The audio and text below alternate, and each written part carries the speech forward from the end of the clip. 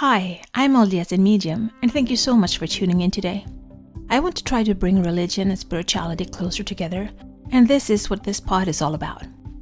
I will talk about my own thoughts and feelings as I am both LDS and have spiritual gifts, something that I've had my whole life, but I always thought that it was hard to combine these gifts with my religion. This has torn me into two directions, and I have talked to many people who feel the same way. I can't choose not to have my spiritual gifts, but I can choose how I use them. And I always want to use them for good and to help others. I believe my heavenly parents gave them to me for a reason. So, this is me. Join my quest for knowledge. I'm not quite sure where I'm going at. There is so much I have inside of me that wants to come out. I have for the last week been sick with COVID. I started with a fever for 3 days, and then the fever on and off for another 4 days, and then it was coughing and the fatigue. It is a weird disease. Sometimes my feet and my hands would get real cold, and I couldn't feel my lower legs like my calves. The skin didn't feel like it was attached to me, a really weird sensation. And it was hard to eat and drink. I didn't really lose my sense of smell or taste, but it wasn't as good, so in a way it partially went away. I'm glad I never had problems breathing. Coughing, yes, but not breathing. I was in quarantine with my 3 boys, and it was hard being so sick and still having to be a mom. I'm so grateful to my sister who went grocery shopping. Sis, I just want to say thank you from the bottom of my heart. So that was the COVID update. What did it bring to me? I'm still tired, exhausted, and if I go outside for just a little short walk, I'm soaked in cold sweat. So I have to stay home a little bit longer. I've learned how frail health is, and it makes me appreciate the memory of being able to go for long walks in nature so much more. Since the nature is my best battery recharge place, that affects my energy flow too. So what have I done while being sick? Well, I got a new obsession. There is no other way to call it. I know that in the church we really try to stay away from anything that will make us addicted. And I've been trying real much to get rid of my addictions. Not eating candy, not drinking soda, lowering my intake of fast food and stuff like that. But I wasn't ready for something to come into my life and just get me obsessed. I guess I have my dear aunt to thank for this. So thank you, Auntie, for opening up my eyes to a whole new world called K-drama. I have always liked Hallmark movies. Every Christmas I long to see what new movies is coming out. It is 1 hour and 30 minutes of feel good, and I've been a Hallmark movie junkie. But my aunt started talking about Korean series and movies, and I what are you talking about? But over Easter I took 4 days of vacation, and with the holidays it would be 10 days of not working. And I really needed to just relax and recharge. It didn't go as planned. I started with opening Netflix, and I guess the phone must have heard me talking to my aunt about Korean movies, because all of a sudden all my choices on Netflix was K-dramas or movies from Asia. So not knowing what a tremendous impact it would have on me, I browsed through it and ended up with a title called Reunited Worlds. I read about it and thought it might be a good watch and pressed play. Little did I know that decision would get me on a path of addiction and spending the next 10 days watching over 100 hours of K-drama. So now it's out. I'm a K-drama addict. And after watching the first series, I got some actors I really liked, and I looked into what they had done more, which led to another series and another and another. If you have never watched a K-drama in your life, a Hallmark movie is 1.5 hours long, and K-dramas can be from 12 to 25 episodes, some longer, some shorter, and vary between 1 hour and 1 hour and 30 minutes per episode. And I got sucked into a whole new world of everything, and I fell for it hard. I've been trying to analyze for myself what it is that affects me so much that I totally forget about my world and just live through the TV lately. I think having gone through what I have for the past 1.5 years, or maybe even my whole life, not feeling like I fit in anywhere, I've always felt lonely. In these K-dramas, I've never seen men cry like they do there, and even though I know it's acting, it still moves me. I grew up with a dad that was close to tears. Every time he would give a speech in church or feel the spirit, he would start to cry and be moved. And a mother who never cried. I saw her bury her parents and my brother and more family, never even getting watery in her eyes.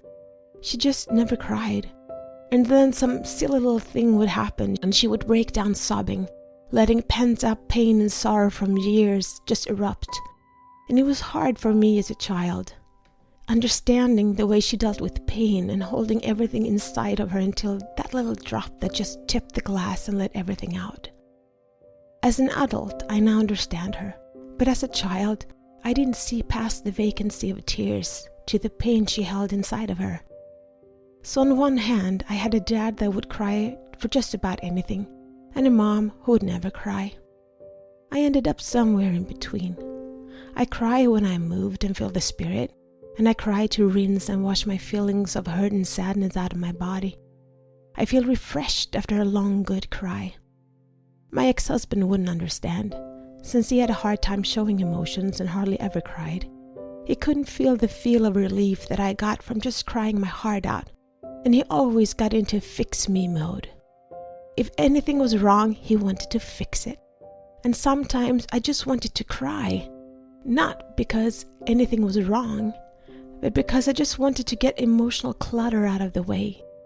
I don't know if there is anyone out there like me who cries not because something is wrong, but because after I have cried, I feel lighter and happier.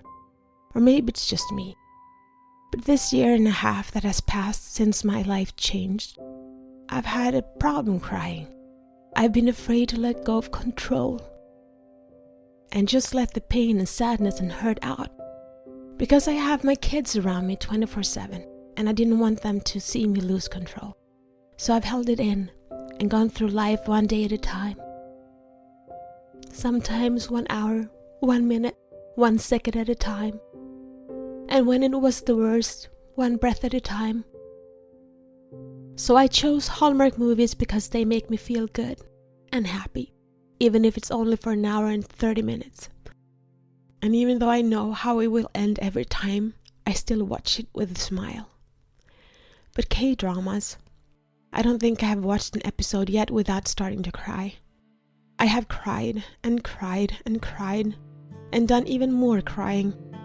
I've cried because I've been happy or sad or worried, and I've watched them cry, and I especially love watching men cry. I love the way they show their emotions and their vulnerability, and I long for that someone in my life that can cry with me, that can trust me enough to be vulnerable with me, can lean on my strength and make me feel strong and powerful and depended on.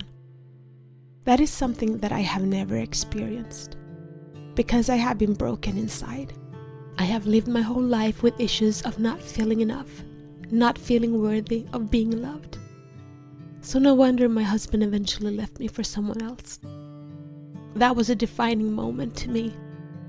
And for the past year and a half, I've tried to answer the questions of who I am. And today, I don't need to be fixed. And if I have an issue, I address it. I don't feel there is anything wrong with me. I am unique and quirky, and I have my ups and downs, but I like me. I genuinely like me. I like my life. I like what I'm doing. I love music and doing this pod.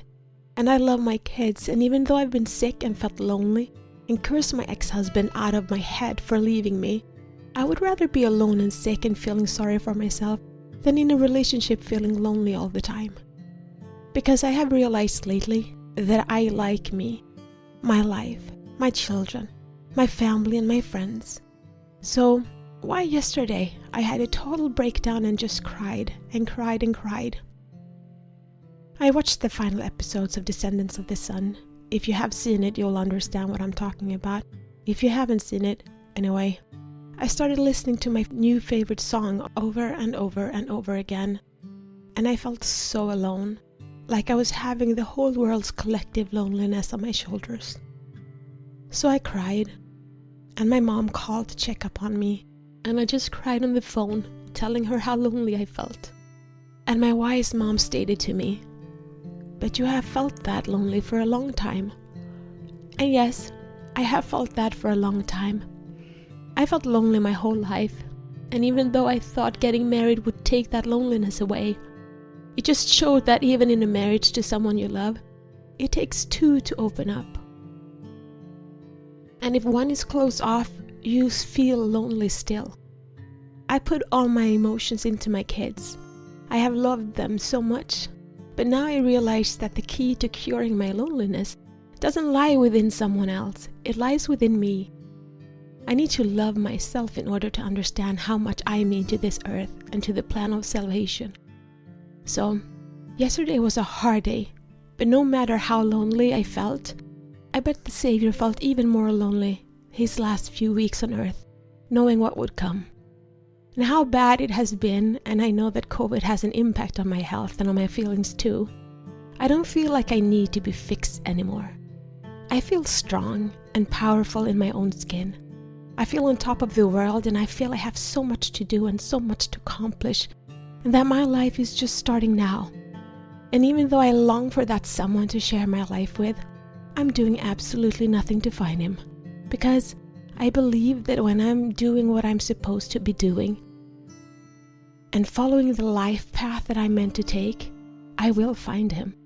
And I don't want to have to date around. I'm a one-person kind of person, and I have to believe that my heavenly parents will put him in my path when I'm ready for it. And apparently, being watching K-dramas helps me get in contact with my emotions and helps me sort them out. Where am I? Where I've come from? And where I want to go? And I feel fine. Today, I feel fine. No, I feel more than fine. I feel great. I'm back on track and ready to get better from COVID and get back to work and get on with this pod. And I just want to share something that made me really happy. It was a while since we got 1,000 downloads, and I think that to this day we have like 1,821 downloads. And I appreciate every one of you that has listened to this pod. But when I saw I had 3 downloads from Seoul, South Korea, that just made my day. But no matter where you are in this world, you are sent here to be a light, to share the light, to spread the light, and to shine brightly. This is my journey. Thank you so much for keeping me company today. Please download, like, share, and subscribe, and help spread the light and spread the word to expand our community. Let's bring more love, peace, and unity to this world. Take care of yourself and your loved ones. Always be grateful, kind, and loving. Be brave and remember to step out of your comfort zone and smile. If you support us on Patreon, you will get access to our meditations and extra materials so you can download them as MP3. Also, we now have a Facebook group, which you can access from our Facebook community. Please answer the questions as you apply to participate. It will be a safe haven where we can keep discussing religion and spirituality, our spiritual gifts, and self-development. Remember, one person can make a difference, but together we can change the world.